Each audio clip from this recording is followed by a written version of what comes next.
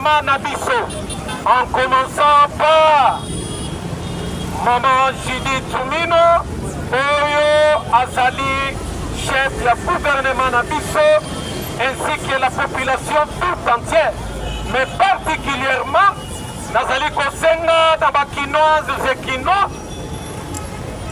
quelle que soit ma difficulté, quelle que soit la situation, vous allez traverser la fin de l'année. Oh, l'essentiel est allé pour remercier l'Éternel des armées. Oh, Abateli Bisso. Durant les 365 jours, parmi les 365 jours, parmi tous, Bakoufi, parmi tous, Bazana Bambeto à l'hôpital, nous sommes en forme, nous avons la force et nous sommes d'ailleurs en bonne santé. Ezate ke toza batu malamu, mais ezali pona mawa ya Nzambe. Na yango Cyril Mwamba Mwana Koli, le communicateur de l'UDPS, et surtout un ambitieux politique. Je commence par cette information. Oyo etie monde entier mal à l'aise. Etie bisonyo somawa. Ezali information, il y a accident de circulation. Oyo eleki mokolo malobi na Corée du Sud. Avion moko boyi eutaki na mboka Bangkok. Mboka Bangkok ezwami na pays oyo tobengi Thaïlande. Na mboka Thaïlande avion oyo ya munene, avion moko civil ememaki bapassager ebele. Oyo bandeko oyo bakufi tozali koswete bamekondoléance. Mais nalingi naloba boye avion oyo tobengi Boeing Max ezali avion eutaki na Bangkok, précisément na Thaïlande.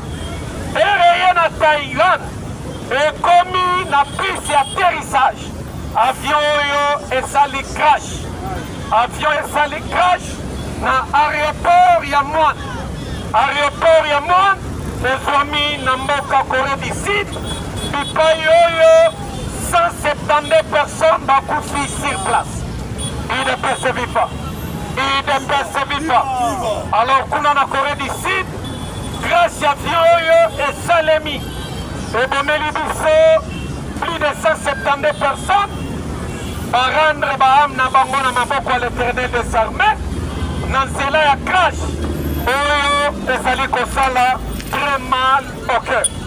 Je reviens ici, Namboka Nabiso, parce que les lots posant la bataille faite, Mutuna Mutu, Aloba Makamba Mboka Nabango. J'allais ici vous informer la situation politique au Kolekana France, et j'allais aussi vous informer sur la question, il y a réunion au Elekilobi entre le président russe, M. Vladimir Poutine, parce que avion et sali crash. La Corée du Sud, selon les informations, les avions Yabaris, à propos, M. Poutine a s'excusé dans le gouvernement de la Corée du Sud, na Kolobelangona, nous sika awate, et Sengeli, na lobananu, maema koleka na mboka na ngai, baikeboete boete. Alors, na cadre de visite d'itinérance, il y a excellence, monsieur le président de la République, Fatih Beton, on s'est félicité. Bien avant à sa parole lobby, Nakasai, Pipayo Tobengi Chikapa, mais le président de la République, Solo Badabo, Nabisika Aoutelaki, le président ya Congo, le samedi, a consacré à Kiango, la province Tobengi Kasai oriental.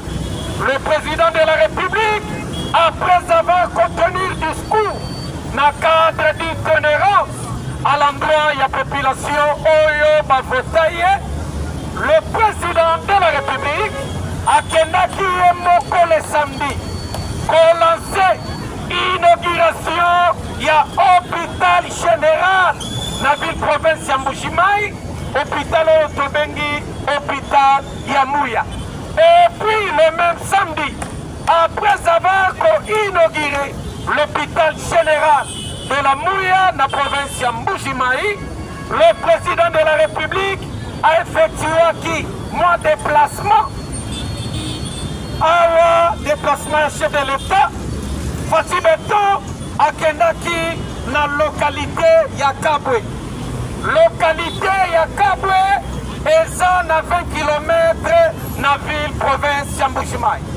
Bonanini, chef de l'État, à Kendaki, dans la localité Yakabwe, à Kendaki, Kolancé, débit, il y a des travaux, et corrélié la ville province de Mbujimaï, c'est-à-dire la province du Kasaï oriental, ainsi que l'Omami, dans des grandes villes, au Tobengi, ville de Mbujimaï, na ville ya Kabinda. Alors, pour Kosangisa, Kabinda na Mbujimaï, oyo ezali une route à peu près de plus de 280 km. Alors, depuis le samedi, le président de la République, Alain Saki lui-même, a posé première pierre de la construction, oyo est corrélié Mbujimaï na Kabinda. Mais le président de la République, après avoir proposé la première pierre sur cette question, comme je venais tantôt de le dire, le président de la République n'a trossant au Tobengi, trossant Yakabinda na Mbujimaï, oyo et Pessibiso, kilométrage à 280 km, et Zali na soutien Yabandeko na biso, ya Banque mondiale. IDPS Viva. Simon Yambujimaï. Parce que je vous avais dit ici, le chef de l'État, après avoir inauguré l'hôpital général Yamouya, chef de l'État Alain Saki, programme Naye Yamounene sur la question de la couverture santé universelle. Le président de la République Fati Beto, Nabolingo Yamboka, Oyo Yazana Yango, après avoir copié Bisso, na cadre social. Parce que les Congolais parlent sur cette question, sociale. C'est bien bon, mais très chers amis, très chers Congolais, Colobela social, c'est bien bon. Mais Félix a bien déjà Yonangaï social. Le président de la République après sa biso la gratuité de l'enseignement de base. Lorsqu'un président qui arrive au pouvoir sans l'impérium, sans la totalité, il y a pouvoir, mais qui parvient à nous donner la gratuité de l'enseignement de base, et là qui sait déjà la volonté politique à l'endroit, il y a excellence, monsieur le président de la République. Même qu'à le samedi, le président de la République a accueilli pour lancer officiellement la gratuité de maternité. Avec plus de 208 centres ou hôpitaux répertoriés sur toute l'étendue, il y a province à Kasaï oriental, c'est-à-dire depuis le samedi. Depuis le samedi, Pandekonanga et Kasaï oriental, Basali déjà qu'on bénéficier d'un cadre de couverture et de santé universelle. Pour le cas, il y a des provinces, notamment l'Olenge Otobandaki. Le président a respecté parole naïe. Parce que le président de la République à l'Obaka, lors il y a lancement, il y a gratuité et maternité, à l'Obaka clair, moyen balancé, gratuité et maternité sur toute l'incendie à la République et Kozalate, mais Tokobanda programme d'une manière progressive. Merci le président de la République. Tomoni Mbujimaï, 280 hôpitaux répertoriés. Oyo, ba maman, ba kobota, ofele. Ah, déjà na Kinshasa, ma bota, eza déjà ofele. De la même manière, le président de la République a même la kibiso la gratuité au sein du ministère, il y a éducation de base et nouvelle citoyenneté. Oyo tozali ko CCT. N'a ko remercier, Excellence, Monsieur le Président de la République. UDPS viva. Alors lobby mokolo ya dimanche, chef de l'État akitaki na Tshikapa. Le président de la République, depuis lobby, notre président akitaki na mboka Tshikapa. Na cadre ya mission d'itinérance, il y a président de la République, alors le chef et le président ya Congo akitaki lobby na mboka Tshikapa. Alors lobby na Tshikapa na commune ya Kanzala. Na commune ya Kanzala, le président de la République a s'adressé devant la population ya Tshikapa. Et d'ailleurs, mon notable ya Tshikapa va remercier l'Éternel des armées, la sensibilisation et mobilisation au Basalaki, il y a eu même des villageois. Aussi, dans une trentaine de kilomètres, il y a eu des personnes, aussi dans une cinquantaine de kilomètres, mais dans le centre-ville ya Tshikapa, Bébélé, Konakoyoka, Excellence, Monsieur le Président de la République. Mais lobby, Mwanamboka Félix Antoine, a ici population ya Tshikapa boye. Ma jeune ya Tshikapa, na ba maman, na ba tata ya Tshikapa, inanyes. Et c'est que vous avez un président, a sa volonté politique. Il y a qu'à transformer la situation sociale. Il y a un cannabis. Et surtout que je serai là comme votre président de la République. Mbokoyo Tokotikala jamais Kopanzana. Le président de la République a sengi na jeunesse ya Tshikapa. Bakota FARDC. Intégré armée, le président de la République a lobby boye. Bandeko na nga ya Tshikapa. Boyokaki nautaki ko changer bakambi ya FARDC. Lolenge na changeaki en commençant par le chef d'état-major ya force armée ya mboka na biso na ba zone opérationnelle na changeaki. Lolenge na sali mise en place ya bibonga ya baye bakambaka FARDC na biso ezali message on apesi na benemi nyonso ya Congo. Le président de la République na Tshikapa alobi boye ba territoire na biso nyonso parce que selon les informations la province ya Nord Kivu c'est une province oyo eza composée na 6 territoires. Le 6 territoires ya Nord Kivu, 4 territoires eza touché na insécurité. Tozali na territoire ya Rutshuru eza na insécurité. Tozali na territoire ya Masisi, insécurité eza na Masisi. Toza na territoire ya Nyiragongo, insécurité eza na Nyiragongo. Tozali pe na territoire ya Lubero. Les 4 territoires oyo nauti kotangela yo bien entendu ezali parmi les 6 territoires oyo composé la province ya Nord Kivu.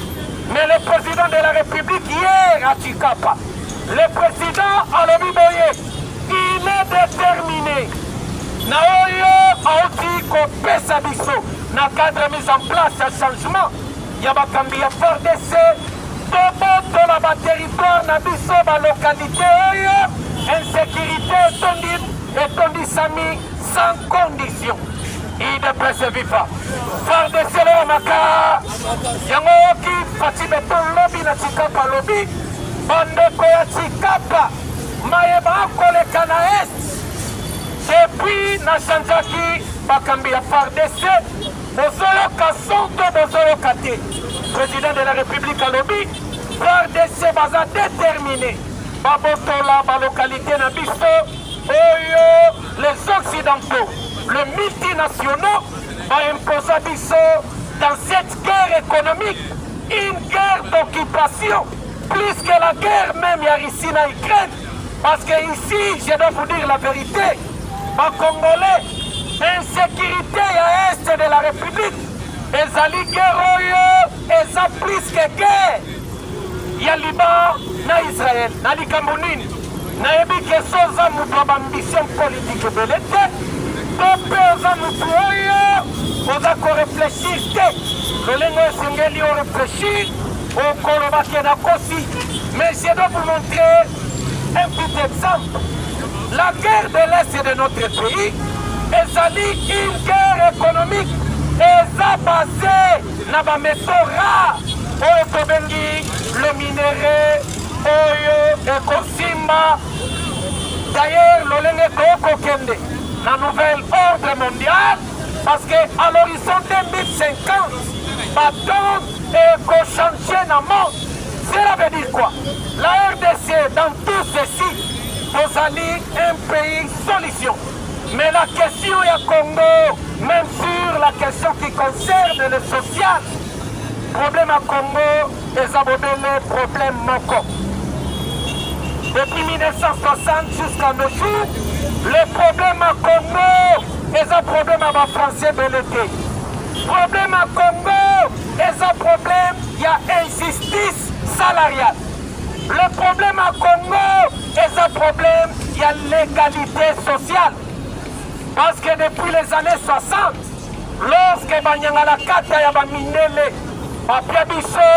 l'indépendance politique, parce que l'indépendance du 30 juin, mes très chers amis, ezali indépendance moko totalité, ezali indépendance moko politique, pas économique, mais cette indépendance, depuis l'arrivée à Kasavubu, le tout premier président congolais, Oyo Azalaka élu, na suffrage direct.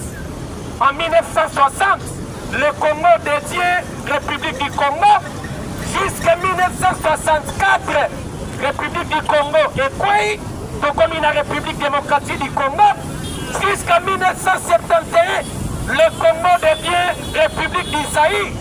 De 71 à 1997, République d'Isaïe et Kouai. De 1997 à nos jours, Congo et Zongeli, République démocratique du Congo. Mais l'aspect et la gestion, à ce qui concerne le système d'exploitation, il y a gestion et mot cannabis et le Kobomi Congo et Zali classe politique. Et le Kobomi Congo et Zali classe politique. Mes très chers amis, Nabaebaso, beaucoup la partout dans le monde, pour les Congolais, c'est la science politique. En science politique, les élites politiques, Bazabatoyo, Babundelaka, l'égalité sociale. Parce que l'égalité sociale, ce qui est équilibré dans Mokate, et même une frustration. Parce que depuis les années 60 jusqu'à nos jours, Congo, Bozali subit l'inégalité sociale. L'inégalité sociale, il y a et même frustration dans mon cannabis. Comme ici, je venais d'ailleurs de vous dire, sur la question, il y a injustice salariale. Alors Congo, exemple na Lingala, Congo, na makambo na lobi na lopoto, les années parcelle moko ya famille, une parcelle familiale. Oyo le président de la République, Azaya ya Liboso, le Congo au Congo, Batike la Bisso. Nazopesa Congolais la nanga partout dans le monde, d'explication na lingala simple pour comprendre Maël Nangai. Congo, ezaneti le pango ya famille, Batike la Bisso. Yaya Nabiso ya Liboso, président de la République. Yaya Nabiso ya Mibale, par législateur, c'est-à-dire le député national ainsi que le sénateur. Yaya Nabiso ya Bissat, par membre du gouvernement.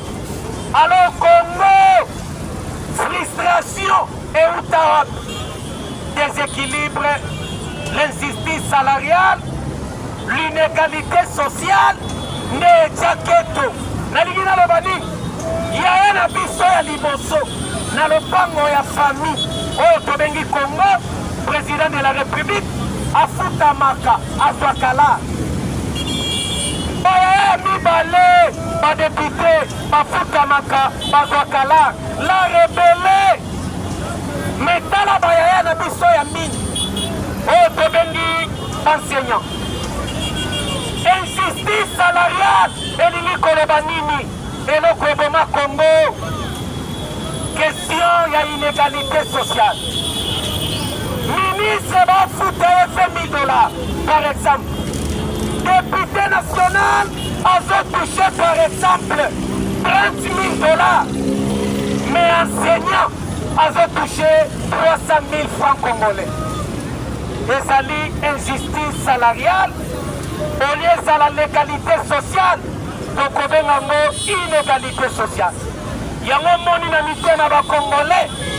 Pour l'ingénieur, il y a des députés qui ont touché 30 000. Enseignants ont touché 200 000. Au monde que 4 cocottes, c'est pourquoi. Pour que les lots que représentent l'élite européenne, la question de la l'égalité sociale. Pendant que l'égalité sociale est causée la prise en compte na Congo, c'est pourquoi je reviens ici à remercier Excellence, Monsieur le Président de la République, sur la question il y a changement, il y a constitution. Parce que les législateurs actuels, il y a 4e législature, soi-disant le député de l'Union sacrée, au chef de l'État, a activé une action.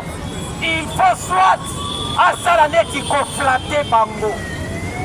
À Cyril Mwambamana Koli, je pèse bel et bien mes mots pour que le président de la République a ça quelque chose à l'endroit. Il y a des législateurs, président de la République, il faut soit dans l'éla. Et l'Uni Kolobani, on a une majorité parlementaire et présidentielle. Oyo ezalaki conçu à l'issue ya Mikakatano. Oyo d'ailleurs depuis la mise en place, il y a l'Union sacrée de la nation. Je dois dire la vérité ici. Nazalaka contenté de l'Union sacrée de la nation. Je m'appelle Cyril Mwambamana Koli, j'assume bel et bien mes mots. L'Union sacrée de la nation, aux sérieux jusqu'ici, dans les Camerounais. L'article 218 de notre constitution, Ezali Kopesa, le président de la République, ma prérogative, le pouvoir initier tout changement, toute question, il y a réforme constitutionnelle. Mais bien avant, par député national, tel que vous êtes là, vous avez aussi le pouvoir de vous réunir. Le deux chambres, chacune des chambres, il fait tout simplement aucune cadre d'action parlementaire. Pour ça, là-bas, on a lobby. Vous pouvez aussi,